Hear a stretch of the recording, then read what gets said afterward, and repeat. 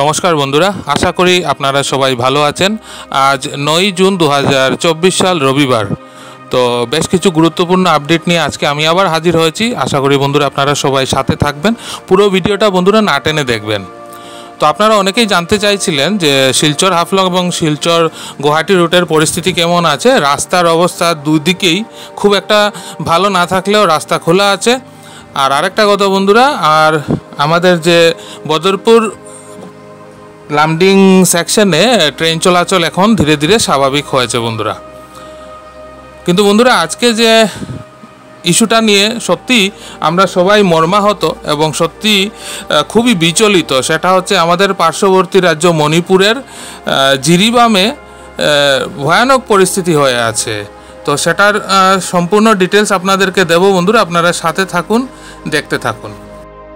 উল্লেখ্য যে গত পরশুদিন সন্ধেবেলা জিরিবাম এলাকার গুলেরতলের জনৈক রাবার বাগানের একজন মালিককে রাত্রির বেলা গলাকাটা অবস্থাতে উদ্ধার করা হয়। এরপরে থেকেই আপনারা সবাই জানেন হয়তো যে পরিস্থিতি ভীষণ থমথমে হয়ে আছে।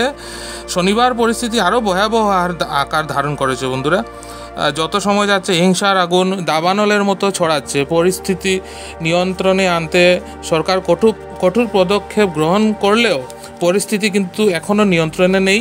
যদিও নামানো হয়েছে সেনাবাহিনী, কমান্ডো ফোর্স সহ অন্যান্য নিরাপত্তা বাহিনী। উল্লেখ্য যে গতকাল থেকেই কিন্তু কারফিউ বলবৎ রয়েছে জিরিবামে, এবং যেহেতু জিরিবাম আমাদের একদম জিরিঘাট বর্ডার সংলগ্ন, তার জন্য এর প্রভাব কিন্তু আমাদের জিরিঘাট এলাকা, লক্ষ্মীপুর এলাকাতেও হয়েছে।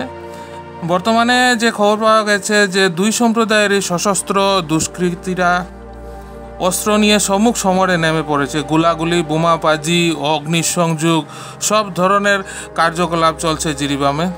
আতঙ্কিত নিরীহ মানুষজন জিরিবাম ছেড়ে পালিয়ে যাচ্ছেন। অনেকেই বরাক উপত্যকার বিভিন্ন স্থানে ওনাদের আত্মীয় স্বজনের বাড়িতে আশ্রয় নিয়েছেন। গত পরশুদিন রাতে সন্দেহভাজন জঙ্গিরা জিরিবামের একটি পুলিশ আউটপোস্টও জ্বালিয়ে দিয়েছে, সাথে একটা ফরেস্ট অফিসও জ্বালিয়ে দিয়েছে।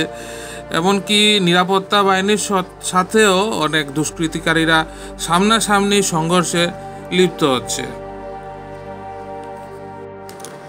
গত বৃহস্পতিবার সন্ধ্যায় এস শরৎ সিংহ নামের মৈতেই সম্প্রদায়ের এক প্রতিষ্ঠিত ব্যবসায়ীর গলাকাটা লাশ উদ্ধার হওয়ার সাথে সাথেই জিরিবাম জুড়ে দাবানলের মতো হিংসার আগুন ছড়িয়ে পড়ে। বৃহস্পতিবার রাতেই কুকি সম্প্রদায়েরও এক ব্যক্তি অপহৃত হন, যার ফলে সম্মুখ সমরে নেমে পড়ে উভয় পক্ষই। শরৎ সিংহকে কুকিরা হত্যা করেনি দাবি করলেও কিন্তু কোনো ধরনের সমঝোতা বা শান্তির লক্ষণ দেখা যায়নি। এমন পরিস্থিতিতে বৃহস্পতিবার রাতের পর শুক্রবারও দিন রাত ব্যাপী হিংসার আগুন জ্বলেছে জিরিবামে। পুলিশ ও নিরাপত্তা বাহিনী পরিস্থিতি একদম নিয়ন্ত্রণে আনতে পারেনি। এদিন ভোরবেলা থেকেই হিংসাধীর্ণ এলাকাগুলির বাসিন্দারা নিরাপদ আশ্রয়ের সন্ধানে বেরিয়ে পড়তে বাধ্য হন।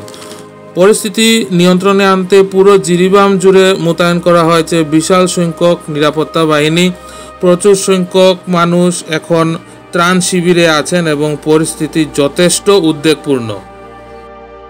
পরিস্থিতির দিকে সতর্ক দৃষ্টি রেখেছেন আমাদের কাছাড় জেলার জেলা প্রশাসনও।